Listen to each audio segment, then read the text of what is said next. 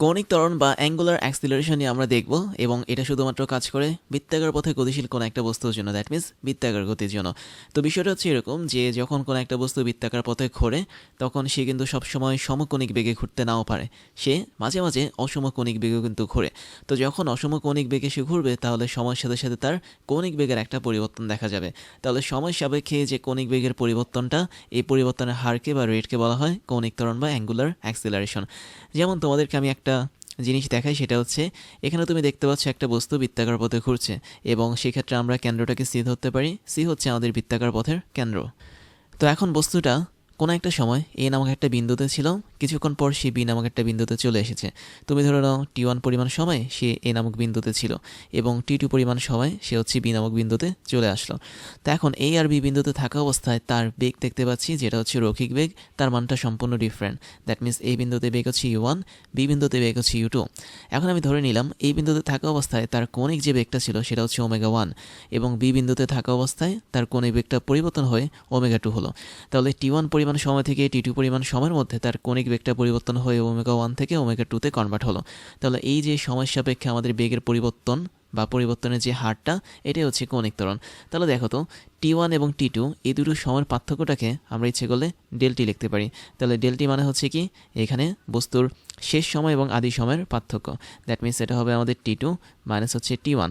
তাহলে দেখো টি2 মাইনাস টি1 অথবা ডেলটি পরিমাণ সময় আমাদের এখানে বস্তুটার কৌণিক বেগের একটা পার্থক্য তৈরি হয়েছে এবং সেই পার্থক্যটাকে আমরা ডেল ওমেগা দিয়ে লিখতে পারি, যার মানটা কি হবে, যার মানটা হবে যে আমাদের শেষ কৌণিক বেগ মাইনাস আদি কৌণিক বেগ।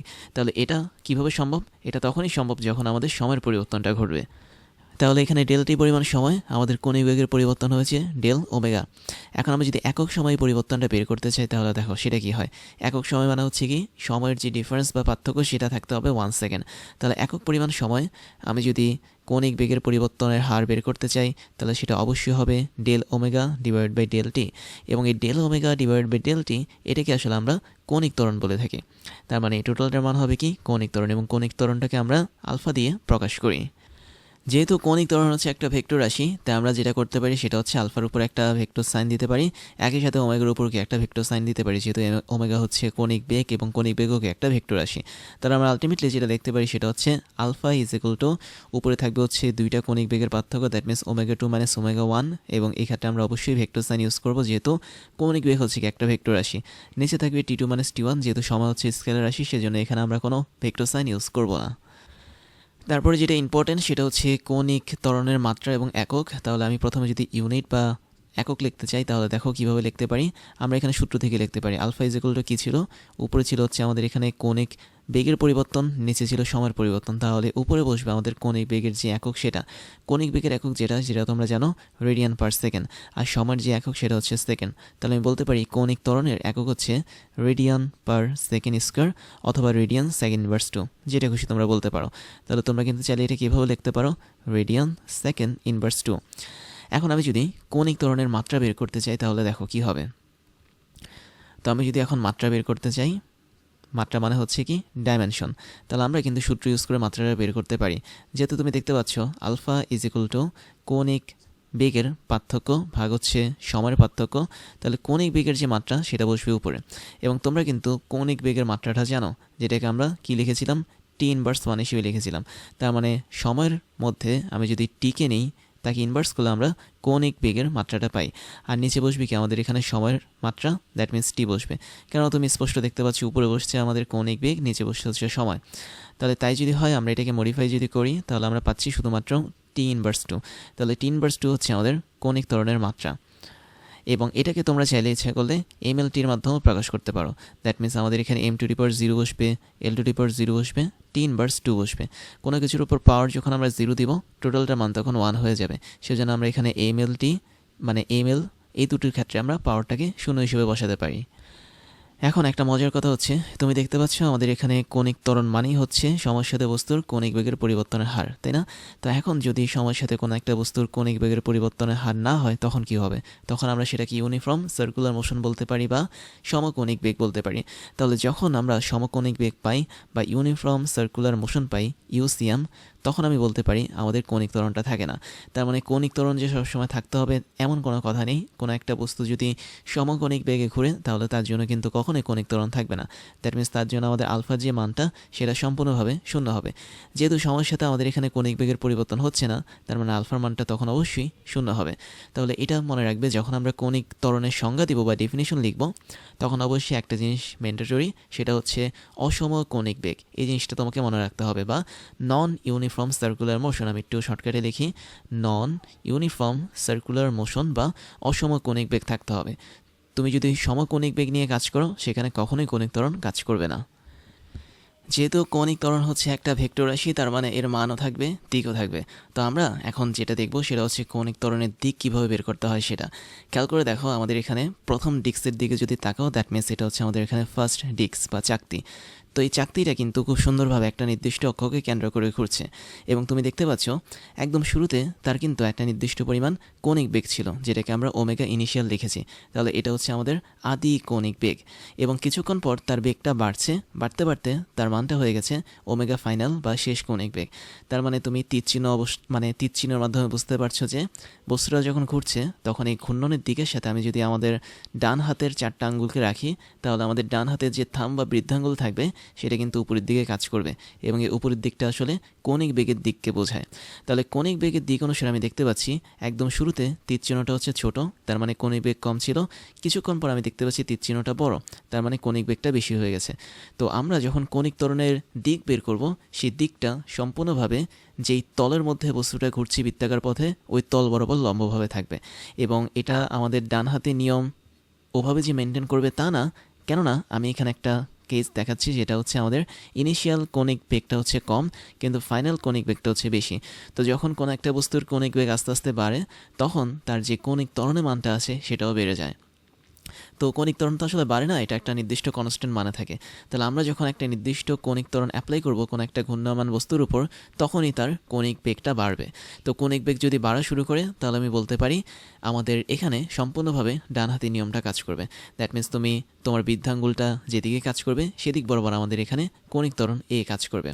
কিন্তু যদি উল্টো ঘটনা ঘটে, ধরো আমি এখানে একদম শুরুতে অনেক বেশি পরিমাণে ঘুরিয়েছি কোনো একটা বস্তুকে, যার ইনিশিয়াল বা আদি কৌণিক বেগ ছিল অনেক বেশি, কিন্তু কিছুক্ষণ পর আমার এখানে স্পিডটা কমে গেছে, কমে গিয়ে আমাদের ফাইনাল যে কৌণিক বেগটা আছে বা ওমেগা ফাইনাল যেটা, এটা কমে গেছে। খেয়াল করে দেখো, আমাদের এখানে ফাইনাল বা শেষ যেই কৌণিক বেগটা আছে সেটা একদম কম।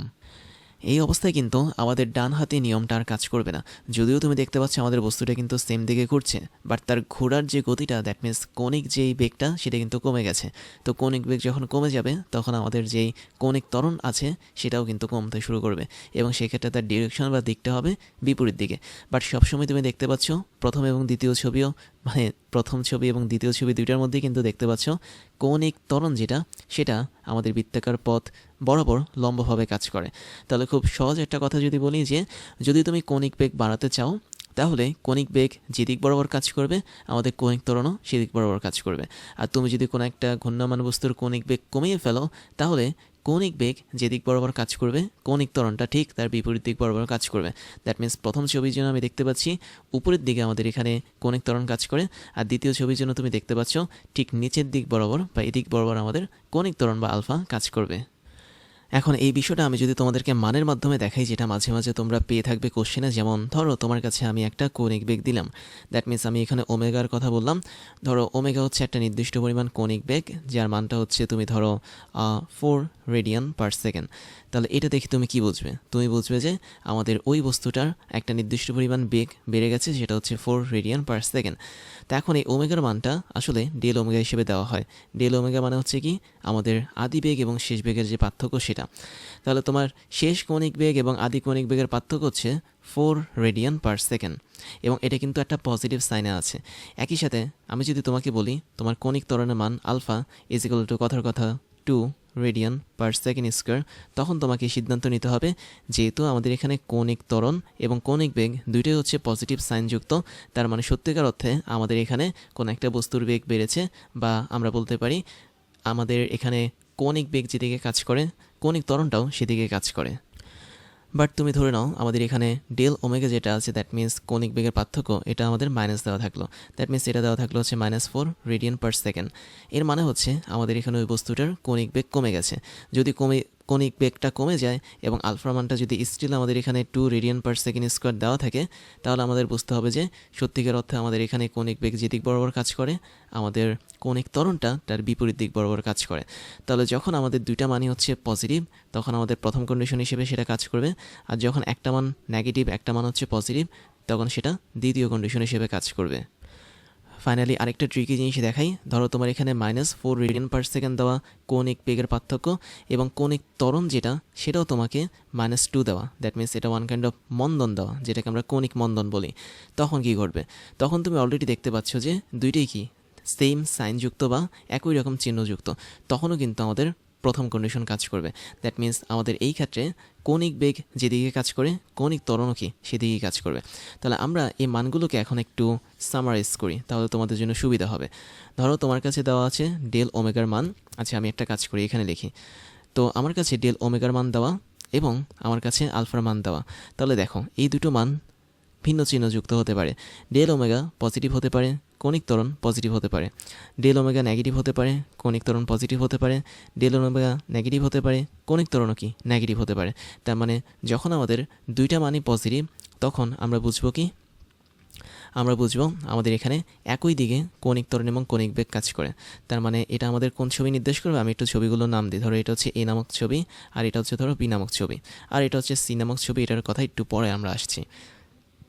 তাহলে দুইটাই যদি সেম সাইন যুক্ত হয়, তাহলে আমাদের এ নামক যে ছবিটা আছে, এই ছবি অনুসারে কৌণিক বেগ এবং কৌণিক ত্বরণ একই দিকে কাজ করবে। যদি আমাদের এখানে একটা পজিটিভ একটা নেগেটিভ হয়, তাহলে আমাদের বি নামক ছবি কাজ করবে। আর যদি দুইটাই আমাদের সেম সাইন যুক্ত হয়, তাহলে আমাদের এ নামক ছবিটা কাজ করবে। আবার এখানে আরেকটা জিনিস আছে, আমি একটু লিখতে ভুলে গেছি। সেটা হচ্ছে দুইটাই যদি আমাদের এখানে ধরো প্রথমটা হচ্ছে নেগেটিভ হলো, পরেরটা যদি পজিটিভ হয়, তখন কি হবে? তখন যেটা হবে সেটা হচ্ছে আমাদের এখানে বলেছিলাম এটা ছিল আমাদের ডেল ওমেগা আর এটা ছিল হচ্ছে আলফা। তো যখন আমাদের এখানে ডেল ওমেগার যে মানটা সেটা যদি নেগেটিভ চিহ্নযুক্ত আসে, আলফা বা কৌণিক ত্বরণটা যদি পজিটিভ চিহ্নযুক্ত আসে, তাহলে অবশ্যই আমাদের এখানে যে ছবিটা ফলো করবে সেটা হচ্ছে এ নামক ছবি না, এটা হচ্ছে বি নামক ছবি ফলো করবে। তাহলে স্পষ্ট দেখতে পাচ্ছ যে একটা যদি আরেকটার বিপরীত চিহ্ন হয়, তাহলে অবশ্যই তারা দুজন বিপরীত দিকে কাজ করবে। দ্যাট মিনস কৌণিক ত্বরণ যেদিকে কাজ করবে, কৌণিক বেগ তার বিপরীত দিকে কাজ করবে। আর যদি এই দুটো জিনিসের চিহ্ন একই রকম হয়, দ্যাট মিনস দুইটাই যদি নেগেটিভ হয়, দুইটাই যদি পজিটিভ হয়, তাহলে আমাদের কৌণিক বেগ যেদিকে কাজ করবে, কৌণিক ত্বরণও সেদিকে কাজ করবে। তো এই হচ্ছে আমাদের ছবির কাহিনী। তোমাদের প্রথম ছবিটা হচ্ছে বি এর ছবি, দ্বিতীয় ছবিটা হচ্ছে এ এর ছবি। এখন আমরা 3 নম্বর কন্ডিশন বা সি নামক ছবির দিকে তাকাই। এখানে খেয়াল করে দেখতে পাচ্ছ আমাদের এখানে একটা নির্দিষ্ট বস্তু বা চাকতি প্রথমে একভাবে ঘুরেছিল এবং এক্ষেত্রে তার ধরে নাও জেড অ্যাক্সিস বরাবর একটা ঘূর্ণন সম্পন্ন হয়েছে এবং জেড অ্যাক্সিসকে কেন্দ্র করে ওমেগা ইনিশিয়াল বা আদি কৌণিক বেগে সেটা ঘুরছিল। কিছুক্ষণ পর সেটা তার অ্যাক্সিসটা পরিবর্তন করেছে। তুমি কথার কথা ধরে নাও এটা এখন ওয়াই অ্যাক্সিস বরাবর ঘুরছে। দ্যাট মিনস এই যে চাকতিটা বা যে ডিস্কটা আছে, এটা এখন তার গতির পথটা পরিবর্তন করেছে বা গতির যে অক্ষটা আছে সেটা পরিবর্তন করেছে। এই কন্ডিশনটাতে আমাদের যে কৌণিক ত্বরণের দিকটা সেটা কাজ করবে ইনিশিয়াল বা আদি যেই অক্ষটা ছিল সেই অক্ষ থেকে ফাইনাল বা শেষ যে অক্ষটা আছে তার দিক বরাবর। যেমন তুমি দেখতে পাচ্ছ আমাদের এখানে জেড থেকে শুরু করে ওয়াই অক্ষ দিয়ে কিন্তু কৌণিক ত্বরণের দিকটা কাজ করে। তাহলে খুব ভালো একটা কথা হচ্ছে কি, আমি যদি কৌণিক ত্বরণের দিক বের করতে চাই, এটা সব সময় আমাদের বৃত্তাকার পথ বরাবর লম্বভাবে বা অবিলম্বভাবে কাজ করবে। এটা যে সবসময় আমাদের রাইট হ্যান্ড রুল মেনে চলবে তা না, এটা কিন্তু ভিন্ন নিয়মও মেনে চলতে পারে। এখন কোনো একটা বস্তু যদি স্থির অবস্থা থেকে ঘোরা শুরু করে এবং তার যদি ঘূর্ণন গতিটা বাড়তে থাকে, তখন আমরা বলতে পারি সেখানে আসলে কৌণিক ত্বরণ কাজ করেছে। আর যদি কোনো একটা ঘূর্ণনশীল বস্তুর আস্তে আস্তে ঘূর্ণনটা কমতে থাকে, তখন আমরা বলতে পারি সেখানে কৌণিক মন্দন কাজ করছে। তার মানে একটা বস্তু যদি ঘুরতে হয়, তাহলে তার মধ্যে 3টা কন্ডিশন কাজ করতে পারে। প্রথম কন্ডিশনটা হচ্ছে কি, তার মধ্যে একটা কৌণিক ত্বরণ কাজ করতে পারে। দ্যাট মিনস আমাদের এখানে আলফা যেটা আছে তার মানটা থাকতে পারে হচ্ছে পজিটিভ। এবং আরেকটা কন্ডিশন হচ্ছে কি, তার মধ্যে যদি বস্তুটা ঘূর্ণনশীল অবস্থা থাকে এবং একটু পরে যদি সে আস্তে আস্তে তার ঘূর্ণনটা থামিয়ে দেয় বা একদম কমিয়ে ফেলে, তাহলে তার মধ্যে অবশ্যই নেগেটিভ বা ঋণাত্মক একটা কৌণিক ত্বরণ কাজ করবে, যেটাকে আমরা কৌণিক মন্দন বলতে পারি। এবং ফাইনালি কোনো একটা বস্তু যদি বৃত্তাকার পথে ঘোরে, তাহলে তার মধ্যে কৌণিক ত্বরণ নাও কাজ করতে পারে। দ্যাট মিনস এটা সম্পূর্ণভাবে শূন্য থাকতে পারে। তাহলে কৌণিক ত্বরণ যখন শূন্য থাকবে, এটা আসলে কী কন্ডিশন? এটাই হচ্ছে আমাদের ইউনিফর্ম সার্কুলার মোশন বা সমকৌণিক বেগ। তাহলে সমকৌণিক বেগের জন্য আমাদের কৌণিক ত্বরণ মানটা সবসময় শূন্য থাকতে হবে। তো যখন তোমরা কনিক বেগটাকে পজিটিভ দেখবা তার মানে এটা হচ্ছে নন ইউনিফর্ম সার্কুলার মোশন বা অসম কনিক বেগ। যখন তুমি কনিক ত্বরণটার মান নেগেটিভ পাবা বা ঋণাত্মক পাবা বা মন্দন হিসেবে পাবা সেটা হচ্ছে নন ইউনিফর্ম সার্কুলার মোশন বা অসম কনিক বেগ। বাট যখন তুমি কনিক ত্বরণ মানটা সম্পূর্ণ শূন্য পাবো এটা হচ্ছে আমাদের এখানে ইউনিফর্ম সার্কুলার মোশন বা সম কনিক বেগ, না অসমকোণিক বেগ, না অসম না, এটা হচ্ছে সমকোণিক বেগ। কেননা সমকোণিক বেগের জন্যই কিন্তু আমি বলতে পারি আমাদের কনিক ত্বরণের কোনো মান থাকে না। এখন এই যে এখানে সমবেগ অসমবেগ পাচ্ছি কনিক বেগের ক্ষেত্রে, এটাকে আমরা একটা অ্যানিমেশনের মাধ্যমে দেখি। খেয়াল করে দেখো, আমাদের এখানে প্রথম যে কন্ডিশনটা দেখতে পাচ্ছ সেখানে সম্পূর্ণভাবে আমাদের ওমেগার মানটা হচ্ছে অপরিবর্তনীয়। দ্যাট মিনস আমাদের এখানে সমবেগ কাজ করে বা ওমেগার মানটা সময়ের সাথে সাথে একই রকম আছে। তাহলে তাই যদি হয়ে থাকে আমি বলতে পারি d omega by dt, that means সময়ের সাথে আমাদের যে ওমেগা বা কনিক বেগের যে পরিবর্তন সেটা সম্পূর্ণভাবে শূন্য থাকছে প্রথম ক্ষেত্রে। তাহলে যদি ডি ওমেগা বাই ডিটিটা শূন্য থাকে আমরা জানি এই জিনিসটা কিন্তু কৌণিক ত্বরণ হিসেবে কাজ করে। তাহলে আমি বলতে পারি আমাদের কনস্ট্যান্ট স্পিড বা সমকোণিক বেগের জন্য আলফা বা কৌণিক ত্বরণের মানটা সবসময় শূন্য কাজ করবে। তাহলে একটা বস্তু ঘুরলে যে তার মধ্যে কৌণিক ত্বরণ কাজ করে ব্যাপারটা এরকম না। কোনো একটা সমকোণিক বেগে ঘূর্ণনশীল বস্তুর জন্য কৌণিক ত্বরণের মানটা অবশ্যই শূন্য হয়। দ্বিতীয় ক্ষেত্রে দেখো, 2 নম্বর ছবিতে দেখো আমাদের এখানে একটা সময় তুমি দেখতে পাচ্ছ আমাদের এই বস্তুটার বেগ কিন্তু আস্তে আস্তে বাড়ছে, দ্যাট মিনস ঘূর্ণন গতি বাড়ছে। দেখো এখানে ইনক্রিজিং দেওয়া, তার মানে যতই আস্তে আস্তে সে নিচের দিকে যাচ্ছে তার কিন্তু কৌণিক বেগ জিনিসটা বাড়ছে। আর কৌণিক বেগে যদি বাড়ে তাহলে অবশ্যই কৌণিক ত্বরণ পাবো। আবার এই মুহূর্তে দেখতে পাচ্ছ তার কিন্তু কৌণিক বেগটা আস্তে আস্তে কমছে, কমতে কমতে আস্তে আস্তে তার মানটা শূন্যের কাছাকাছি হয়ে গেল। তাহলে এখান থেকে আমরা যেটা বুঝতে পারছি, দেখো আবার এখানে ইনক্রিজ করছে বা বাড়ছে। তাহলে এখানে একটা বিষয় ক্লিয়ার, সময়ের সাথে এখানে যেই কৌণিক বেগের পরিবর্তন সেটা কিন্তু শূন্য না। তার মানে স্পষ্ট আমরা দেখতে পাচ্ছি এই জায়গাটাতে একটা আলফা কাজ করে। তো প্রথম অংশে দেখতে পাচ্ছি আলফার মানটা হচ্ছে পজিটিভ, দ্যাট মিনস ইনক্রিজিং যখন হয় বা কৌণিক বেগটা যখন বাড়ে তখন আমাদের কৌণিক ত্বরণটা থাকে পজিটিভ, যেটাকে আমরা কৌণিক ত্বরণ বলি। আর যখন আমাদের এখানে এই যে ডিক্রিজিং হচ্ছে বা কৌণিক বেগটা কমে যাচ্ছে তখন আমি বলতে পারি আমাদের এখানে আলফার মানটা নেগেটিভ। আলফা মানে হচ্ছে কি কৌণিক ত্বরণ। তার মানে কৌণিক ত্বরণ দুই রকম হতে পারে, একটা হচ্ছে ত্বরণ হিসেবে কাজ করতে পারে, একটা হচ্ছে মন্দন হিসেবে কাজ করতে পারে। এবং এখানে আরেকটা মজার বিষয় তোমরা যদি দেখো তাহলে দেখতে পাচ্ছ একটা নির্দিষ্ট সময়ের মধ্যে বা একটা নির্দিষ্ট টাইম পিরিয়ডের মধ্যেই কিন্তু তাদের বেগটা বাড়তেও পারে কমতেও পারে। তো এই যে বেগ বাড়ছে বা কমছে এই সম্পূর্ণ জিনিসটা কিন্তু অসমকৌণিক বেগকে নির্দেশ করে। তাহলে আমাদের প্রথম ছবিটা হচ্ছে সমকৌণিক বেগের জন্য, যেটাকে আমরা শর্টকাটে কী বলি, ইউনিফর্ম সার্কুলার মোশন বলি। আর দ্বিতীয় যে ছবিটা এটা হচ্ছে অসমকৌণিক বেগের জন্য, যেটাকে আমরা নন ইউনিফর্ম সার্কুলার মোশন বলি। আর নন ইউনিফর্ম সার্কুলার মোশনের জন্যই শুধুমাত্র কৌণিক ত্বরণটাকে আমরা পেয়ে থাকি। কখনো আমরা সার্কুলার যে ইউনিফর্ম সার্কুলার মোশন আছে বা সমকৌণিক বেগ আছে তার জন্য কিন্তু কোনো কৌণিক ত্বরণকে আমরা পেয়ে থাকি না। এবং এখানে কৌণিক ত্বরণের যে দিকটা এটা অবশ্যই আমাদের মনে রাখতে হবে, সবসময় যেটা ডান হাতি হিসেবে কাজ করবে তা না। আসলে আমাদের এখানে বেগের মানটা যদি আস্তে আস্তে বাড়তে থাকে তাহলে আমরা বলতে পারি কৌণিক যে বেগটা আছে সেই বেগের দিকেই আমাদের কৌণিক ত্বরণটা কাজ করে। আর যদি কৌণিক বেগের মানটা কমতে থাকে বা ডিক্রিজিং হতে থাকে তাহলে আমাদের কৌণিক ত্বরণের দিকটা কাজ করবে ঠিক কৌণিক বেগের উল্টো দিকে। এবং তোমরা এখান থেকে স্পষ্ট দেখতে পাচ্ছ এই দুইটা কেস আসলে কীভাবে কাজ করে। তাই যদি হয় তাহলে চলো আমরা এখন আরেকটা জিনিস দেখব, সেটা হচ্ছে তাৎক্ষণিক কৌণিক ত্বরণ নিয়ে জানবো। এবং তার পাশাপাশি আমরা গড় কৌণিক ত্বরণ যেটা আছে সেটাও দেখে নিব। তাহলে দেখো এখানে তাৎক্ষণিক কৌণিক ত্বরণ বিষয়টা বুঝতে হলে আমরা এই ছবিটার দিকে একটু তাকাই। খেয়াল করে দেখতে পাচ্ছি এখানে সি হচ্ছে একটা কেন্দ্র এবং একটা বস্তু যখন তার অবস্থানটা ছিল এই বিন্দুতে এবং খুবই ক্ষুদ্রাতি ক্ষুদ্র সময় পর সে হচ্ছে বি বিন্দুতে চলে গেল, দ্যাট মিনস এই বিন্দুতে চলে গেল। দ্যাট মিনস তোমার যখন কোনো একটা চাকা ঘুরবে, ধরে নাও তোমার কোনো একটা গাড়ি বা চাকা সেটা ঘুরছে এবং সেটা হচ্ছে অসমকৌণিক বেগে ঘুরছে, তাহলে তুমি যদি ওই চাকার মধ্যে একটা ছবি তোলার জন্য অবশ্যই একটা সময় লাগবে এবং সেটা খুবই ক্ষুদ্রাতি ক্ষুদ্র একটা সময়।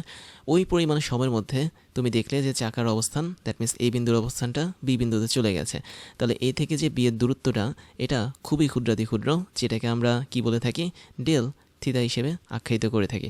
দ্যাট মিনস এটাকে তুমি ইচ্ছে করলে ডেল এসও বলতে পারো অথবা ডিএসও বলতে পারো। আমি ডিএস বলি, ডিএস মানে হচ্ছে কি অতি ক্ষুদ্রাতি ক্ষুদ্র দূরত্ব। এবং এই দূরত্বের জন্য আমাদের এখানে কেন্দ্রে একটা অতি ক্ষুদ্রাতি ক্ষুদ্র কৌণিক সরণ তৈরি হবে, যেটাকে আমরা ডেল থিটা বলতে পারি অথবা ডি থিটা বলতে পারি। এখন খেয়াল করো আমাদের এখানে যেহেতু বস্তুটা হচ্ছে অসমকৌণিক বেগে মানে সঞ্চরণশীল, তাই আমি বলতে পারি আমাদের এই বিন্দুতে থাকা অবস্থায় তার একটা কৌণিক বেগ কাজ করবে এবং সেটাকে আমি ওমেগা অফ 1 ধরলাম। এবং বি বিন্দুতে কিন্তু তার আলাদা একটা কৌণিক বেগ কাজ করবে, সেটা হচ্ছে ওমেগা অফ 2। তাহলে অতি ক্ষুদ্র সময়ের ব্যবধানে আমি যদি বলি যে আমাদের এখানে বস্তুটার কৌণিক বেগের একটা ছোট্ট পরিবর্তন হয়েছে ওমেগা 1 থেকে ওমেগা 2 পর্যন্ত, তো সময়ের সাথে এই পরিবর্তনের হারটাই হচ্ছে আমাদের তাৎক্ষণিক কৌণিক ত্বরণ।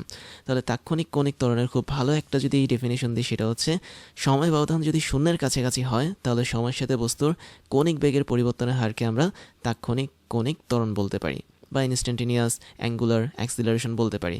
তাহলে দেখো আমরা এখানে যদি এর মানটা বের করি তাহলে কি হবে, অনেকটা এরকম হবে। তো তাৎক্ষণিক কৌণিক ত্বরণটাকেও আলফা দিয়ে প্রকাশ করা হয় এবং এটাকে লেখা হচ্ছে যে পরিমাণ ক্ষুদ্রাতি ক্ষুদ্র বেগের পরিবর্তন হয়েছে, that means d omega, divide by ক্ষুদ্রাতি ক্ষুদ্র সময়, দ্যাট মিনস ডিটি। তাহলে এখানে এই বিন্দু থেকে বি বিন্দু পর্যন্ত আমাদের অবশ্যই এখানে কৌণিক বেগের একটা পরিবর্তন হয়েছে, যেটা হচ্ছে ডি ওমেগা। আর ডি ওমেগার মানটা অবশ্যই কী হবে, আমাদের শেষ কৌণিক বেগ মাইনাস হচ্ছে আদি কৌণিক বেগ, এরকম একটা সমীকরণ তৈরি হবে এখানে। তো তাই যদি হয়ে থাকে এখানে D omega is equal to omega 2 minus omega 1, তাহলে এটা হচ্ছে আমাদের এখানে কাজ করবে সমীকরণের জন্য। এখন খেয়াল করো, আমরা কিন্তু এখানে বলেছি যে সময়ের ব্যবধান শূন্যের কাছাকাছি হতে হবে। দ্যাট মিনস আমাদের এখানে আরেকটা বিষয় আছে, সেটা হচ্ছে ডেলটি মানে সময়ের পার্থক্য। এটা টেন্স টু 0 হতে হবে বা শূন্যের কাছাকাছি হতে হবে বা শূন্যের খুব সমান হতে হবে। যেহেতু তুমি একটা চাকার মধ্যে ছবি তুলে দেখছো চাকাটা কীভাবে ঘুরছে, তো ছবি তোলার ওই মুহূর্তটা কিন্তু খুবই ক্ষুদ্রাতি ক্ষুদ্র সময় এবং ছবির মধ্যে কিন্তু দেখা যায় সম্পূর্ণ চাকাটা স্থির অবস্থায় আছে। তাহলে এটাকে আমরা একটু ভিন্নভাবে লিখতে পারি। আমরা তো দেখেছি যে নর্মালি কৌণিক ত্বরণকে কী হিসেবে লেখা হয়, আমরা জানি যে কৌণিক ত্বরণটাকে লেখা হয় del theta divide by del theta না, del omega divide by del t হিসেবে লেখা হয়। দ্যাট মিনস এটা হচ্ছে কি আমাদের আলফা হিসেবে কাজ করে। এখন এই যে এখানে ডেল টি এর মানটা এটা যদি শূন্যের কাছাকাছি নিয়ে যাই, তখনই আমাদের এখানে যে ত্বরণটা কাজ করবে সেটা হচ্ছে তাৎক্ষণিক কৌণিক ত্বরণ। তো এটা করার জন্য আমরা এখানে লিমিট দিতে পারি। দ্যাট মিনস আমরা ইচ্ছে করলে লিমিট দিয়ে ডেল টির মানটা শূন্যের কাছাকাছি বসাতে পারি এবং সেক্ষেত্রে আমরা এখানে দেখতে পাচ্ছি উপরে আমরা কি লিখতে পারি, অবশ্যই ডেল ওমেগা লিখতে পারি, নিচে হচ্ছে ডেল টি লিখতে পারি। তাহলে del omega divide by del টির মধ্যে যে ডেল টিটা আছে, এই ডেল টির মানটা বা বলা যায় সময়ের পার্থক্যটা আমি যদি শূন্যের কাছাকাছি নিয়ে আসি লিমিটের মাধ্যমে, তবে আমরা যে ত্বরণটা পাবো কৌণিক ত্বরণ, সেটাই হচ্ছে তাৎক্ষণিক কৌণিক ত্বরণ। আবার খেয়াল করে দেখো আমাদের এখানে আলফার মানটা কিন্তু d omega divide by dt, আমরা এটা নিয়েও কিন্তু কাজ করতে পারি। তাহলে দেখো আমি এখানে ইচ্ছে করে লিখতে পারি d omega divide by dt, যেটা দ্যাট মিনস আমি এখানে ডি ডিটি অফ শুধুমাত্র ওমেগাটাকে আলাদাভাবে লিখলাম। এবং এখানে আরেকটা কাজ করতে পারো, যেহেতু এরা সবাই হচ্ছে ভেক্টর রাশি, তার মানে এখানে তুমি ভেক্টর সাইন ইউজ করতে পারো, কোনো সমস্যা হবে না। তো যেহেতু আমাদের এখানে ওমেগা আলাদা রাশি, ওমেগা মানে হচ্ছে কি, ওমেগা মানে হচ্ছে আমাদের সময়ের সাথে বস্তুর কৌণিক সরণের পরিবর্তন। তাহলে আমরা এখানে লিখতে পারি d theta divide by dt. কোত্থেকে লিখলাম, আমরা ওমেগার মান অনুসারে এটাকে এভাবে লিখতে পারি। এবং এখানে যে থিটাটা আছে সেটা হচ্ছে কৌণিক সরণ, যেটাকে একটা ভেক্টর রাশি। তাহলে আলটিমেটলি আমি এখানে যে সমীকরণটা পাবো সেটা হচ্ছে ডাবল ডিফারেন্সিয়েশনের সমীকরণ। That means D square into theta, theta হচ্ছে আমাদের এখানে ভেক্টর হিসেবে কাজ করবে, ডিভাইড বাই ডিটি স্কোয়ার। তাহলে যখন আমরা আমাদের কৌণিক সরণটাকে ডাবল ডিফারেন্সিয়েশন করব বা দ্বিতীয়বারের জন্য ডিফারেন্সিয়েশন করব, তখনই আমরা কিন্তু কৌণিক ত্বরণটা পেয়ে যাব। তাহলে এটাই হচ্ছে আমাদের আলফা বা কৌণিক ত্বরণের এক ধরনের প্রকাশ। এখন আমি যদি অ্যাভারেজ অ্যাঙ্গুলার অ্যাক্সিলারেশন বা গড় কৌণিক ত্বরণ নিয়ে বলতে চাই, তাহলে আমাদের এখানে কিন্তু সময়ের ব্যবধান শূন্যের কাছাকাছি হওয়ার কোনো দরকার নেই। যেমন তুমি দেখতে পাচ্ছ আমাদের এখানে বৃত্তাকার পথে একটা গাড়ি ঘুরে বেড়াচ্ছে। তুমি ধরে নাও আমাদের এখানে গাড়িটা সম্পূর্ণ নন ইউনিফর্ম সার্কুলার মোশন হিসেবে চলছে বা অসম কৌণিক বেগ নিয়ে চলছে। তাহলে গাড়িটার তুমি ধরে নাও এটা হচ্ছে এ পয়েন্ট, এই পয়েন্টে তার কৌণিক বেগ একরকম, তারপর তুমি ধরে নাও বি পয়েন্ট, বি পয়েন্টে কৌণিক বেগ হচ্ছে আরেক রকম। তাহলে কেন্দ্র যদি হয় আমাদের এখানে সি, তাহলে কেন্দ্র থেকে শুরু করে আমরা এই পর্যন্ত কিন্তু একটা ব্যাসার্ধ ভেক্টর পাবো, তাই না, যেটাকে আমরা আর দিয়ে প্রকাশ করি। আবার এখানে বি বিন্দু যেটা আছে, বি বিন্দু থেকে কেন্দ্র বরাবর কিন্তু এখানে আমরা একটা নির্দিষ্ট ব্যাসার্ধ ভেক্টর পাবো এবং এটাকে আমরা আর দিয়ে প্রকাশ করতে পারি। তো এটাকে তুমি ধরে নাও সি কেন্দ্র। তো এখন দেখো গড় কৌণিক ত্বরণের ব্যাপারটা হচ্ছে কি, যে যখন আমাদের কোনো একটা বস্তু বৃত্তাকার পথে ঘুরবে তখন ভিন্ন ভিন্ন সময় তার কৌণিক বেগের মানটা কিন্তু ভিন্ন ভিন্ন হতে পারে। তাহলে এই বিন্দুতে তার কৌণিক বেগ একরকম থাকতে পারে, যেটাকে আমরা ওমেগা 1 হিসেবে লিখলাম। বি বিন্দুতে তার কৌণিক বেগটা আরেক রকম থাকতে পারে, যেটাকে আমরা ওমেগা 2 হিসেবে লিখলাম। তাহলে গড় কৌণিক ত্বরণ হচ্ছে কি, যে আমাদের এখানে একটা নির্দিষ্ট বিন্দু থেকে যাত্রা শুরু করে অন্য একটা নির্দিষ্ট বিন্দুতে প্রতিবার কিন্তু তার যেই কৌণিক বেগটা আছে সেটা পরিবর্তন হতে পারে। যেমন আমি এখানে যদি ধরো ডি বিন্দু দিই, এখানে এক ধরনের কৌণিক বেগ হতে পারে। এটা যদি আমি ধরি ই বিন্দু, এখানেও কিন্তু ভিন্ন ধরনের কৌণিক বেগ হতে পারে। তাহলে একটা বস্তু যখন কোনো একটা বৃত্তাকার পথে ঘোরে তখন ভিন্ন ভিন্ন অবস্থানে থাকায় তার ভিন্ন ভিন্ন কণিক বেগ তৈরি হতে পারে। তো এই সমস্ত কণিক বেগগুলো যে তৈরি হচ্ছে সময়ের সাথে তাদের যে পরিবর্তনটা সেটাই আমরা গড় কণিক ত্বরণ হিসেবে লিখতে পারি। তাহলে গড় কণিক ত্বরণ জিনিসটা হচ্ছে একটা এমন জিনিস যেখানে আমরা আদি এবং শেষ যেই কৌণিক বেগটা আছে তার পার্থক্যটাকে সিম্পলি ভাগ করে দিই আদি এবং শেষ সময়ের পার্থক্য দ্বারা। তো আমি যদি তোমাদেরকে ইকুয়েশনের মাধ্যমে এই বিষয়টা দেখাই তাহলে গড় কৌণিক ত্বরণটাকে তুমি আলফা বা আর হিসেবে লিখতে পারো। এর মানে হচ্ছে আমাদের যদি এ থেকে বি বিন্দুর দিকে তাকাও তাহলে বি বিন্দুতে তার শেষ যেই কৌণিক বেগটা ছিল দ্যাট মিনস ওমেগা টু এটা উপরে বসবে, মাইনাস এই বিন্দুতে তার আদি যে কৌণিক বেগটা ছিল সেটা প্রথমে বসবে ওমেগা ওয়ান। তাহলে omega two minus omega one divide by সময়ের পার্থক্য। তুমি ধরো নাও আমাদের এখানে এতে বা এ অবস্থানে থাকায় তার সময়টা ছিল হচ্ছে T1, বি অবস্থানে যাওয়ায় তার সময়টা হচ্ছে T2। তার মানে সময়ের পার্থক্যটা অবশ্যই কী হবে, T2 মাইনাস T1 এই পরিমাণে হবে। তাহলে একটা জিনিস তুমি স্পষ্ট দেখতে পাচ্ছ যে যখন কোনো একটা বস্তু অসম কৌণিক বেগে ঘুরতে থাকে তখন ভিন্ন ভিন্ন অবস্থানে তার কৌণিক বেগটা হয় ভিন্ন ভিন্ন। তো যে কোনো দুইটা পয়েন্টের কথা যদি বলি বৃত্তাকার পথে তাহলে ওই দুইটা পয়েন্টের যে কৌণিক বেগের পার্থক্য সেটাকে আমি যদি ওই দুইটা পয়েন্টের সময় দ্বারা ভাগ করি তবে আমরা এখানে গড় কৌণিক ত্বরণ পাবো। তাহলে এই যে গড় কৌণিক ত্বরণ এটাকে আমরা ইচ্ছে করলে del omega divide by del t দিয়েও প্রকাশ করতে পারি। এখন দেখো তো del omega divide by del t এটা তুমি কিন্তু অন্য একটা জায়গায় দেখেছো। কোন জায়গায় দেখেছো? আমরা ঠিক আগের সমীকরণে এই জায়গাটাতে দেখেছি যেখানে আমি বলতে পারি ডেল টি এটা কিন্তু টি এর সমান না, কি বলে টি না, এটা হচ্ছে শূন্য সমান হতে পারে না বা এটার একটা নির্দিষ্ট বড় ভ্যালু থাকে। তাহলে আমরা এটাকে যেহেতু আলফা বার হিসেবে প্রকাশ করেছি বা গড় কৌণিক ত্বরণ হিসেবে প্রকাশ করেছি তাহলে আমরা ইচ্ছে করলে এই সমীকরণের সাথে এই সমীকরণের একটা সম্পর্ক তৈরি করতে পারি। তাহলে দেখো সম্পর্কটা কী হবে, আলফা হচ্ছে আমাদের এখানে তাৎক্ষণিক কৌণিক ত্বরণ। তাহলে আলফা যদি হয় আমাদের এখানে তাৎক্ষণিক কৌণিক ত্বরণ তাহলে এটার মানটা কি হতে পারে, এটার মানটা হতে পারে হচ্ছে তুমি সমীকরণ থেকে দেখতে পাচ্ছ প্রথমে আমাদের লিমিট দিতে হবে, লিমিট তারপরে হচ্ছে কি আমাদের দিতে হবে del t tends to zero, তার মানে সময়ের পার্থক্যটা প্রায় শূন্যের কাছাকাছি। তারপর আমাদের দিতে হচ্ছে del omega divide by del t. এখন তুমি del omega divide by del টির বদলে গড় কৌণিক ত্বরণ দ্যাট মিনস আলফা বাদ দিতে পারো। তাহলে এটা হচ্ছে আমাদের এখানে মেইন সম্পর্ক।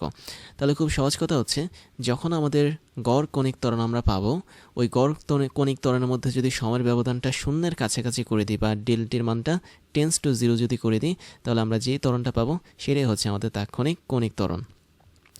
তাহলে তাৎক্ষণিক কৌণিক ত্বরণ এটা যদি হয় আলফা এবং গড় কৌণিক ত্বরণ এটা যদি হয় আলফা বার তাহলে এদের মধ্যে সম্পর্ক হচ্ছে এটা। তাহলে সবসময় মনে রাখবে তাৎক্ষণিক মানে হচ্ছে সময়ের ব্যবধানটা একদম শূন্যের কাছাকাছি করে দিতে হবে। তারপরে যেটা দেখব সেটা হচ্ছে কৌণিক ত্বরণ এবং রৈখিক ত্বরণের মধ্যে সম্পর্ক। আমরা দুইটা মেথড ইউজ করে সম্পর্কটা বের করব। প্রথম মেথডটা হচ্ছে একদম সিম্পল মেথড, তাই আমি এখানে লিখে দিচ্ছি আমাদের প্রথম মেথডটা হচ্ছে মেথড 1। তাহলে দেখো মেথড 1 অনুসারে তুমি এখানে দেখতে পাচ্ছ একটা বস্তু নির্দিষ্ট পরিমাণ বৃত্তাকার পথে ঘুরছে।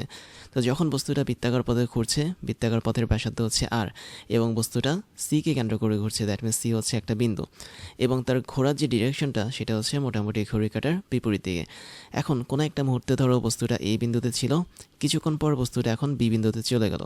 তাহলে এই থেকে শুরু করে বি বিন্দুতে যাত্রাপথে তার কিন্তু অবশ্যই একটা নির্দিষ্ট পরিমাণ ত্বরণ তৈরি হবে যেটা হচ্ছে কৌণিক ত্বরণ। আর কৌণিক ত্বরণ তৈরি হওয়ার মেন যে রিজনটা সেটা হচ্ছে কৌণিক বেগের পরিবর্তনটা। তাহলে ধরো এই বিন্দুতে থাকা অবস্থা আমাদের এখানে বস্তুর যে কৌণিক বেগটা ছিল সেটা হচ্ছে ওমেগা 1 এবং বি বিন্দুতে যাওয়ার সময় তার বস্তুর মানে যে কৌণিক বেগটা ছিল সেটা হচ্ছে ওমেগা 2 ধরো। এবং তোমরা জানো যখন আমাদের কৌণিক বেগটা পরিবর্তন হয় তখন কিন্তু রৈখিক বেগেরও পরিবর্তন ঘটে। কীভাবে ঘটে খেয়াল করে দেখো, এই বিন্দুতে কিন্তু আমাদের এখানে যে রৈখিক বেগটা কাজ করবে সেটাকে তুমি V1 ধরতে পারো, বি বিন্দুতে যে রৈখিক বেগটা কাজ করবে সেটাকে তুমি V2 ধরতে পারো এবং রৈখিক বেগ সবসময় কিন্তু বৃত্তাকার পথের স্পর্শক বরাবর কাজ করে। এখন এখানে যে কৌণিক ত্বরণটা তৈরি হচ্ছে সেই কৌণিক ত্বরণের সূত্র কিন্তু আমরা এইভাবে লিখতে পারি। আমরা জানি আলফা মানে হচ্ছে কৌণিক ত্বরণ এবং কৌণিক ত্বরণটা কীভাবে কাজ করবে, অবশ্যই সময়ের সাথে কোনো একটা বস্তুর কৌণিক বেগের পরিবর্তনের হারই হচ্ছে কৌণিক ত্বরণ। তাহলে বি বিন্দুতে থাকা অবস্থা আমি দেখতে পাচ্ছি কৌণিক বেগ ওমেগা 2 এবং এই বিন্দুতে থাকা অবস্থায় তার কৌণিক বেগটা হচ্ছে ওমেগা 1। তাহলে ওমেগা 2 থেকে যদি ওমেগা 1 বাদ দিই এটা হচ্ছে কি কৌণিক বেগের পার্থক্য। এটাকে আমরা ভাগ করব রৈখিক মানে সময়ের পার্থক্য দ্বারা। তুমি ধরে নাও এই বিন্দুতে থাকা অবস্থা আমাদের এখানে T1 পরিমাণ সময় কাজ করেছে এবং বি বিন্দুতে যাওয়ার সময় আমাদের এখানে T2 পরিমাণ সময় কাজ করেছে। তাহলে এখানে সময়ের যে পার্থক্যটা থাকবে সেটা অবশ্যই হবে T2 মাইনাস হচ্ছে T1 এবং তাই যদি হয় তাহলে এটা আমরা মানে অন্যভাবে লিখতে পারি যেহেতু এটা হচ্ছে একটা কৌণিক ত্বরণ, তো কৌণিক ত্বরণটাকে আমরা এইভাবে লিখতে পারি যে del omega divide by del t হিসেবে লিখতে পারি। যেহেতু এটা কোনো তাৎক্ষণিক ত্বরণ না, দ্যাট মিনস তাৎক্ষণিক কৌণিক ত্বরণ না, এই জন্য আমরা মোটামুটি অ্যাভারেজ বা গড় কৌণিক ত্বরণ হিসেবে এটাকে লিখতে পারি। আবার দেখো আমরা এখানে রৈখিক ত্বরণ যেটা সেটাকেও কিন্তু বের করতে পারি। কিভাবে? তুমি জানো রৈখিক ত্বরণ যেটা সেটা হচ্ছে সময়ের সাথে রৈখিক বেগের পরিবর্তনের হার। তো আমি দেখতে পাচ্ছি এই বিন্দুতে তার রৈখিক বেগ যেটা ছিল সেটা ছিল v1 এবং বি বিন্দুতে রৈখিক বেগ ছিল v2। তাহলে আমি উপরে যদি v2 মাইনাস v1 করি, এটা হচ্ছে রৈখিক বেগের পরিবর্তন, আর নিচে যদি আমি সময়কে বাদ দিই, that means t2 minus t1, এটা হচ্ছে আমাদের সময়ের পরিবর্তন। তাহলে এটাই কিন্তু আমাদের রৈখিক ত্বরণ হিসেবে কাজ করে। এখন আমরা একটা কাজ করতে পারি, আমরা এই রৈখিক ত্বরণটাকে আরেকটু মডিফাই করে লিখতে পারি। সেটা হচ্ছে v2 এবং v1 এদের মধ্যে একটা সম্পর্ক আছে। তুমি জানো যে ভি মানে রৈখিক বেগ এবং রৈখিক বেগ মানে হচ্ছে কি কৌণিক বেগ গুণন বৃত্তের ব্যাসার্ধ, দ্যাট মিনস বৃত্তাকার পথের ব্যাসার্ধ। তাহলে v is equal to omega r যদি হয়, তাহলে আমরা এই সূত্র অনুসারে এখানে ভি টু এর মানটা লিখতে পারি ওমেগা টু ইন্টু আর, যেখানে আর এর মানটা কিন্তু কনস্ট্যান্ট, যেটা আমাদের বৃত্তাকার পথের ব্যাসার্ধ হিসেবে কাজ করে। এবং ভি1 যেটা, দ্যাট মিনস এই বিন্দুতে যেই বস্তুর রৈখিক বেগটা, সেটাকে আমরা লিখতে পারি ওমেগা 1 ইন্টু আর হিসেবে, এবং আমরা নিচে ভাগ করতে পারি t2 মাইনাস t1 হিসেবে। এখন দেখো আমাদের এখান থেকে কিন্তু একটা জিনিস কমন যায়, সেটা হচ্ছে আর এর মানটা কমন যায়, এবং ভেতরে যেটা থাকে সেটা হচ্ছে তুমি স্পষ্ট দেখতে পাচ্ছ, উপরে থাকছে ওমেগা 2 মাইনাস হচ্ছে ওমেগা 1, নিচে থাকছে আমাদের এখানে t2 মাইনাস হচ্ছে t1। তাহলে এই টোটাল সিস্টেমটা আমাদেরকে কি নির্দেশ করে? আমাদেরকে এটা কৌণিক ত্বরণ নির্দেশ করে। খেয়াল করো আমাদের এখানে কৌণিক ত্বরণের যে আলফার মানটা সেটাও কিন্তু ছিল omega 2 minus omega 1 divide by t2 minus t1। তাহলে আমরা এখানে যে রৈখিক ত্বরণটা বের করছি তার মানটা আলটিমেটলি কী হচ্ছে?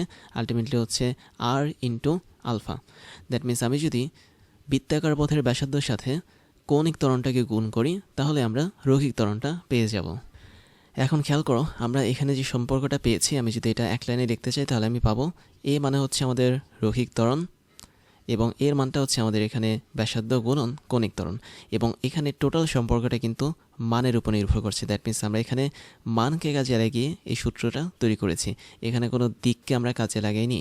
যেহেতু আমি দেখতে পাচ্ছি রৈখিক ত্বরণ, কৌণিক ত্বরণ এবং ব্যাসার্ধ ভেক্টর তিনটা হচ্ছে ভেক্টর রাশি, তার মানে আমরা ওদের মান নিয়ে এরকম একটা সমীকরণ তৈরি করতে পারি। এখন আমরা মেথড 2টা কাজে লাগে। মেথড 2টা হচ্ছে অনেকটা ক্যালকুলাসের মতো। বিষয়টা হচ্ছে কি, আমরা একটা সমীকরণ এখানে দেখতে পাই, সেটা হচ্ছে অনেকটা এরকম যে, তোমরা জানো, আমি একটু ভিন্ন কালারে লিখি তাহলে তোমরা বুঝতে পারবে। আমরা একটা সূত্র জানি, সেটা হচ্ছে আমাদের এখানে রৈখিক বেগ যেটা, সেটার মান হচ্ছে কৌণিক বেগ গুণন ব্যাসার্ধ। দ্যাট মিনস আমরা ভিকে লিখতে পারি ওমেগা ইন্টু আর, এভাবে লিখতে পারি। এখন আমি যদি এই সম্পর্কটাকে উভয় পক্ষে সময় সাপেক্ষে ডিফারেন্সিয়েশন করি, তাহলে আমি পাবো d dt of V is equal to, অপর পাশে পাবো হচ্ছে ডি ডিটি অফ ওমেগা এবং আর। এখন খেয়াল করো তো, আমরা এখানে চাইলে একটা সূত্র তৈরি করতে পারি। সূত্রটা হচ্ছে কি, দেখো আমাদের এখানে ওমেগা এবং আর যে দুটো গুণ আকারে আছে, এগুলো হচ্ছে মান হিসেবে আছে, এবং এদের মধ্যে থেকে আমাদের এই যে আরটাকে দেখতে পাচ্ছ, আর এর মানটা কিন্তু সম্পূর্ণভাবে কনস্ট্যান্ট। কেননা কোনো একটা বৃত্তাকার পথে যখন কোনো একটা বস্তু ঘুরতে থাকবে, তখন তার বৃত্তাকার পথের যে ব্যাসার্ধ সেটা কখনোই পরিবর্তন হবে না। তার মানে আর এর মানটা সম্পূর্ণভাবে কনস্ট্যান্ট থাকবে। কিন্তু বৃত্তাকার পথে ঘূর্ণায়মান কোনো একটা বস্তুর যে কৌণিক বেগটা আছে সেটা কিন্তু কনস্ট্যান্ট থাকে না, তার মানে ওমেগার মানটা পরিবর্তন হয়। তাহলে আমরা যদি এখানে তোমাদেরকে দেখাই যে ডি ডিটি অফ ভি এর মানে কি, এর মানে হচ্ছে সময় সাপেক্ষে আমাদের রৈখিক বেগের পরিবর্তন, আর সময় সাপেক্ষে রৈখিক বেগের পরিবর্তনটাকে আমরা রৈখিক ত্বরণ বলি বা এই হিসেবে প্রকাশ করি। তাহলে ডি ডিটি অফ ভি এটাকে আমরা এ দ্বারা প্রকাশ করতে পারি, এবং তুমি এখানে আরটাকে আগে রাখতে পারো, যেহেতু আর হচ্ছে কনস্ট্যান্ট, আর ওই পাশে তুমি ডি ডিটি অফ ওমেগাকে রাখতে পারো। এখন দেখো তো আমাদের এখানে আর এর পর ডি ডিটি অফ ওমেগা এর মান কি? ডি ডিটি অফ ওমেগা মানে হচ্ছে সময়ের সাথে কৌণিক বেগের পরিবর্তন, আর সময়ের সাথে কৌণিক বেগের পরিবর্তন হারকে আমরা কৌণিক ত্বরণ বলি। তার মানে ডি ডিটি অফ ওমেগা এটাকে আমরা চাইলে আলফা হিসেবে লিখতে পারি। তাহলে এখানেও দেখতে পাচ্ছ একই রকম সম্পর্ক কিন্তু তৈরি হয়েছে, যেটা আমাদের ক্যালকুলাসের মেথড ছিল। তো এখন আমরা এই যে দুটো সম্পর্ক পেলাম, দুটি হচ্ছে কি সেম, তাই না? A is equal to r alpha, এখানেও same, a is equal to r alpha. এবং এই সম্পর্কগুলো তখনই কাজ করবে যখন আমরা মান নিয়ে কাজ করব। তার মানে মানের মাধ্যমে আমরা এই সম্পর্কগুলোকে প্রকাশ করতে পারি। বাট আমরা এখানে একটা জিনিস জানি, সেটা হচ্ছে আমাদের রৈখিক ত্বরণ যেটা, সেটা একটা ভেক্টর রাশি, ব্যাসার্ধ ভেক্টর যেটা, এটাও একটা ভেক্টর রাশি, এবং কৌণিক ত্বরণ যেটা, সেটাও কিন্তু একটা ভেক্টর রাশি। তাহলে সবগুলো যদি ভেক্টর রাশি হয়, তাহলে তাদেরকে কিন্তু আমরা ভেক্টরের মাধ্যমে অন্যভাবে প্রকাশ করতে পারি, যেটা আমাদের এরকমভাবে না। তাহলে ভেক্টরের মাধ্যমে যদি আমি জিনিসটাকে প্রকাশ করি, সেটা হবে এ মানে হচ্ছে আমাদের এখানে রৈখিক ত্বরণ, এবং এর মানটা হবে বাকি দুইটা ভেক্টরের ক্রস গুণফলের সমান। দ্যাট মিনস একটা হচ্ছে আমাদের এখানে আলফা বা কৌণিক ত্বরণ ক্রস ব্যাসার্ধ ভেক্টর বা আর। বাট এর মানে এই না যে আমি এখানে শুরুতে আরকে বসাবো তারপর আলফাকে বসাবো। দ্যাট মিনস তুমি যদি এরকম করো আর ক্রস আলফা দাও, তাহলে কিন্তু সেটা কখনোই কাজ করবে না। তাহলে তোমার ভেক্টর সহকারে একদম এক্সের যে সূত্রটা আছে কৌণিক ত্বরণ এবং রৈখিক ত্বরণের মধ্যে, সেটা হচ্ছে a is equal to alpha cross r vector. আবার খেয়াল করো, আমাদের এখানে আলফা এবং আর এই দুটোর সাথে সরাসরি লম্বভাবে কাজ করে এই ভেক্টরটা। দ্যাট মিনস কৌণিক ত্বরণ এবং ব্যাসার্ধ ভেক্টর এরা যে দিক বরাবর কাজ করে, তার সাথে ঠিক লম্ব দিক বরাবর আমাদের এখানে রৈখিক ত্বরণটা কাজ করে, এবং রৈখিক ত্বরণটা যেদিকে কাজ করে রৈখিক বেগও একই দিকে কাজ করে। তাহলে এই ছবির মধ্যে দেখতে পাচ্ছ আমাদের এখানে V1 যেদিকে কাজ করে, V2 যেদিকে কাজ করে, সেটা হচ্ছে বৃত্তাকার পথের একদম স্পর্শক বরাবর কাজ করছে। তার মানে অবশ্যই বৃত্তাকার পথের স্পর্শক বরাবর আমাদের এখানে রৈখিক ত্বরণটাও কাজ করবে, এবং এই ধরনের রৈখিক ত্বরণকে আমরা বলি স্পর্শী ত্বরণ বা বলা যায় ট্যানজেন্ট অ্যাক্সিলারেশন। তাহলে এটা তোমাদের ক্লিয়ার থাকতে হবে, এই যেটা দ্যাট মিনস রৈখিক ত্বরণ যেটা, এটা অল টাইম লম্বভাবে কাজ করবে কার সাপেক্ষে? ব্যাসার্ধ ভেক্টর আর এর সাপেক্ষে। একই সাথে এই যেটা, এটা লম্বভাবে কাজ করবে অবশ্যই কৌণিক যে ত্বরণটা আছে দ্যাট মিনস আলফা, তার সাপেক্ষে। এবার তোমাদেরকে আমি একটা পাজল দিব, সেটা হচ্ছে এই অ্যানিমেশনটা এবং এই অ্যানিমেশনটা। এই দুটো অ্যানিমেশনের মধ্যে তোমাদেরকে বলতে হবে কোনটার মধ্যে কৌণিক ত্বরণ কাজ করে এবং কোনটার মধ্যে কৌণিক ত্বরণ কাজ করে না। তো তোমরা ভিডিওটা পজ করে ট্রাই করতে পারো এটার আনসারটা কী হবে, তারপর আমরা একসাথে এটা সলভ করে ফেলবো। আমার মনে হয় তোমরা সবাই ধরতে পেরেছো যে আমাদের এই দুইটা অ্যানিমেশনের মধ্যে কোন কোন বস্তুতে আসলে কৌণিক ত্বরণ কাজ করে এবং কোন কোন বস্তুতে আসলে কৌণিক ত্বরণ কাজ করে না। তো খেয়াল করে দেখো, আমাদের এখানে প্রথম যদি ছবিটার দিকে তাকাও, ধরে নাও প্রথম বস্তুটা হচ্ছে খুব কাছে অবস্থিত, যেটা হচ্ছে এই বিন্দুতে, এবং পরের বস্তুটা ধরো বি বিন্দুতে অবস্থিত, বা ধরতে পারো এ আর বি দুইটা বস্তু। তাহলে এ আর বি বস্তু তুমি দেখতে পাচ্ছ একই পরিমাণ সময় একই পরিমাণ কোণ তৈরি করছে বৃত্তের কেন্দ্রে। দ্যাট মিনস এখানে আমাদের যে কোণটা তৈরি হচ্ছে বৃত্তের কেন্দ্রে, ধরে নাও থিটা পরিমাণ কোণ, যেটাকে আমরা কৌণিক সরণ বলে থাকি, সেটা কিন্তু সম পরিমাণ হচ্ছে। তাহলে এ আর বি বস্তু যেহেতু একই সময় একই পরিমাণ কোণ তৈরি করছে বৃত্তের কেন্দ্রে, তার মানে এরা হচ্ছে সমকৌণিক বেগে গতিশীল। তাহলে আমি বলতে পারি আমাদের প্রথম ছবির জন্য ওমেগার যে মানটা, এটা কিন্তু কনস্ট্যান্ট। কাদের জন্য কনস্ট্যান্ট? অবশ্যই এ আর বি দুইটা বস্তুর জন্য কনস্ট্যান্ট। তাহলে ওমেগা বা কৌণিক বেগটা যদি আমি বলতে পারি যে একদম ধ্রুব থাকছে বা ধ্রুবক থাকছে, তার মানে এখানে কোনো কৌণিক ত্বরণ কাজ করবে না। কেননা কৌণিক ত্বরণের সংজ্ঞা কী ছিল? সময়ের সাথে কোনো একটা বস্তুর কৌণিক বেগের পরিবর্তনের হার। তো আমি দেখতে পাচ্ছি d omega divide by dt, এই টোটালটা এখানে শূন্য হিসেবে কাজ করে। তার মানে এটার মানে কি? কৌণিক ত্বরণ বা আলফা, তার মানে আলফার মানটা শূন্য কাজ করবে এই ক্ষেত্রে। তাহলে আমি বলতে পারি প্রথম ছবির জন্য এ এবং বি এই দুটো বস্তুর কেউই কিন্তু কৌণিক ত্বরণ প্রাপ্ত হয়নি।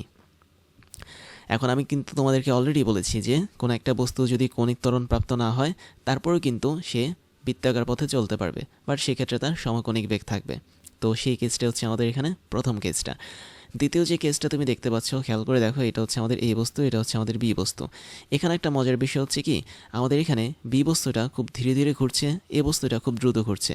বাট এ এবং বি বস্তুটার দিকে যদি একটু তাকাও, তাহলে দেখতে পাচ্ছ বি বস্তুটা যতটুকু সময় আবার ঘুরে এসে বি বিন্দুতে আসলো, এ বস্তুটা ঠিক ততটুকু সময় দুইবার এই বিন্দুতে চলে আসলো।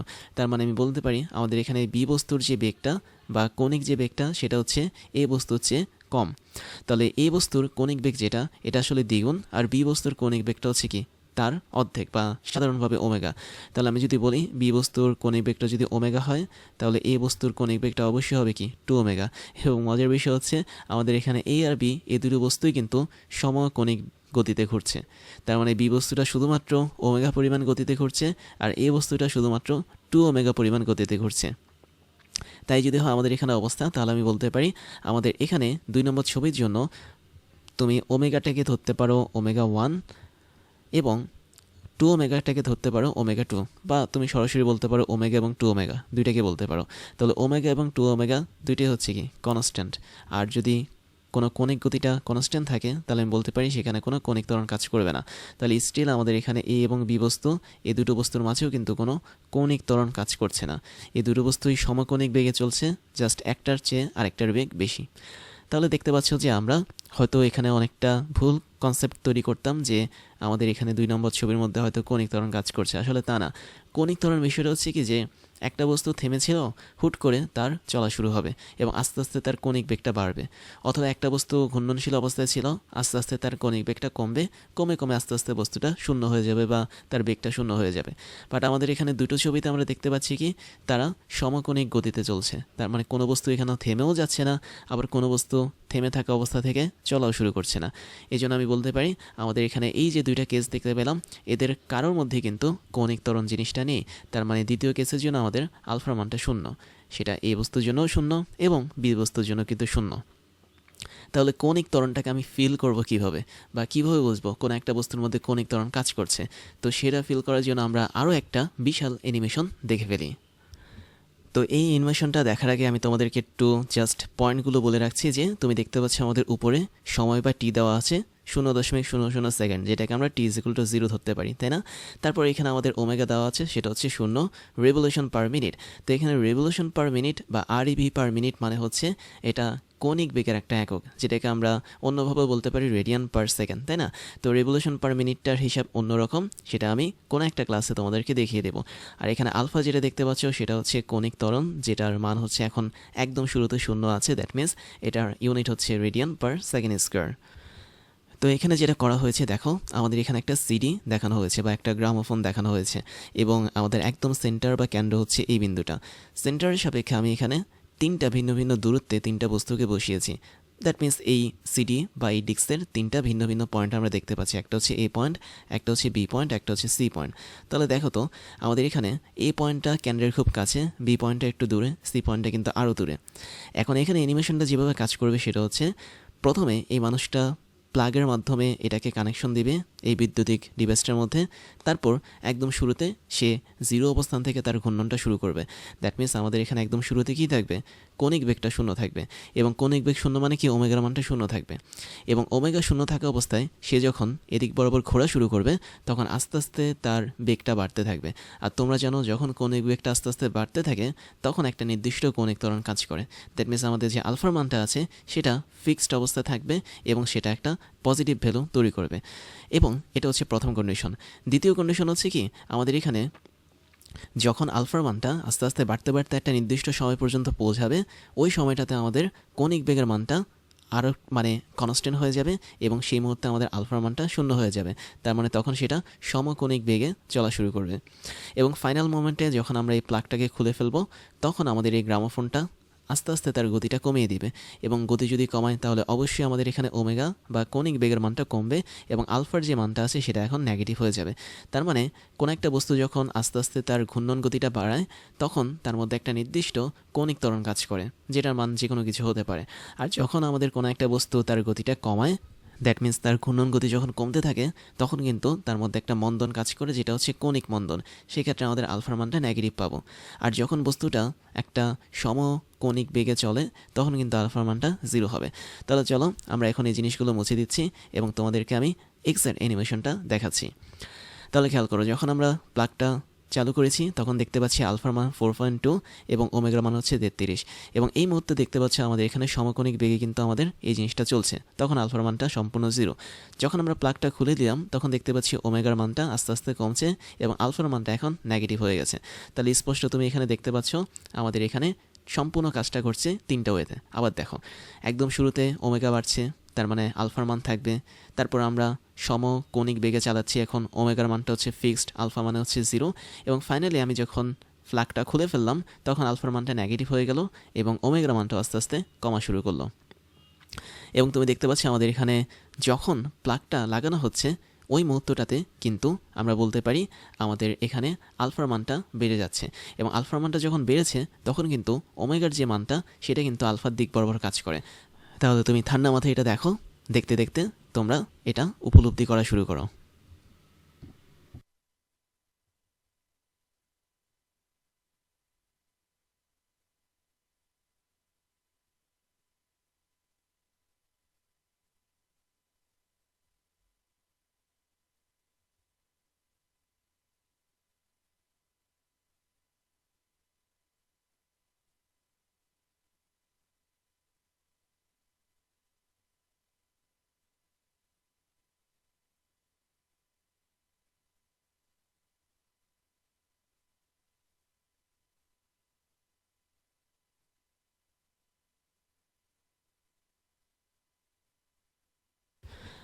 আশা করি তোমাদের দেখা শেষ হয়েছে। আমি জাস্ট এখানে ছোট্ট কয়েকটা জিনিস তোমাদেরকে বলবো। দেখো কি হয়েছে এখানে।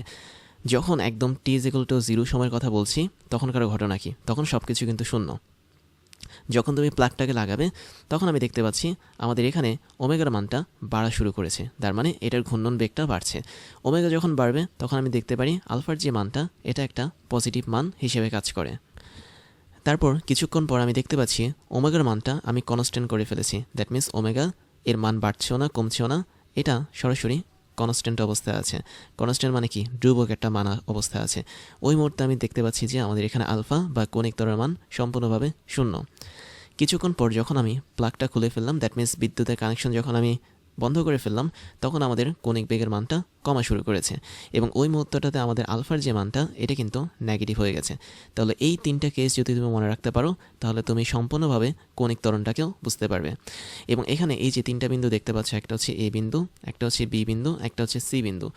যখন আমাদের প্রথম কন্ডিশনটা কাজ করে, দ্যাট মিন্স তোমাকে আমি একটু দেখাই, আমাদের এই কন্ডিশনটা যখন কাজ করে ওই কন্ডিশনের সময় আমি দেখতে পাচ্ছি ভি এর মানটা কিন্তু যেদিকে কাজ করবে এ এর মানটাও সেদিকে কাজ করবে। ভি মানে হচ্ছে আমাদের এখানে রৈখিক বেগ এবং এ মানে হচ্ছে কি আমাদের এখানে রৈখিক ত্বরণ। তাহলে আমি একটা জিনিস দেখাই, প্রথম কন্ডিশনের জন্য ভি যেদিকে কাজ করে রৈখিক ত্বরণ এ একই দিকে কাজ করে। এবং যখন 3 নম্বর কন্ডিশনটা আসে তুমি দেখতে পাচ্ছ সেখানে কিন্তু ভি যেদিকে কাজ করে এ কিন্তু তার বিপরীত দিকে কাজ করে। তার মানে আমাদের 3 নম্বর কন্ডিশনের জন্য ভি এদিক বরাবর যদি কাজ করে এ আমাদের বিপরীত দিক বরাবর কাজ করবে। তাহলে যখন আমরা কোনো একটা বস্তুকে ঘূর্ণন থামানোর চেষ্টা করব বা তার মধ্যে যখন কৌণিক মন্দন তৈরি করব তখন কিন্তু ওই বস্তুর প্রত্যেকটা পয়েন্টের মধ্যে যেই রৈখিক বেগগুলো থাকবে সেই রৈখিক বেগের বিপরীত দিকে রৈখিক ত্বরণ কাজ করবে। তার মানে তুমি এখানে যে এ দেখতে পাচ্ছ এইগুলো আসলে এক একটা রৈখিক ত্বরণ। এবং আমাদের এই বরাবর তুমি যে তীর চিহ্ন দেখতে পেয়েছিলে এগুলো আসলে রৈখিক বেগ হিসেবে কাজ করে। তাহলে রৈখিক ত্বরণ এবং রৈখিক বেগ এরা কিন্তু একই দিকে কাজ করতে পারে অথবা ভিন্ন দিকেও কাজ করতে পারে। যখন আমরা কৌণিক বেগটাকে বাড়াতে থাকবো বা যখন আমাদের কৌণিক ত্বরণের মানটা পজিটিভ হবে ঠিক তখন আমাদের রৈখিক বেগ এবং রৈখিক ত্বরণ একই দিকে কাজ করবে। আর যখন আমাদের কৌণিক বেগটা আমরা কমাতে থাকবো, যখন আমাদের কৌণিক বেগটা যখন কমাতে থাকবো, কৌণিক ত্বরণটা যখন নেগেটিভ হবে ওই মুহূর্তটাতে আমাদের রৈখিক বেগ এবং রৈখিক ত্বরণ তারা ভিন্ন দিকে কাজ করবে। এবং সেম সিস্টেমটা তুমি এখানে দেখতে পাচ্ছ। তো আমি যেহেতু এটুকু বুঝিয়ে দিলাম, আমার মনে হয় তোমাদের আরও একবার এই অ্যানিমেশনটা দেখা উচিত। তাহলে চলো তোমরা এনজয় করো জিনিসটা এবং আমি তোমাদেরকে এই অ্যানিমেশনটা দেখানোর মাধ্যমে এই লেকচারটা শেষ করে দিচ্ছি।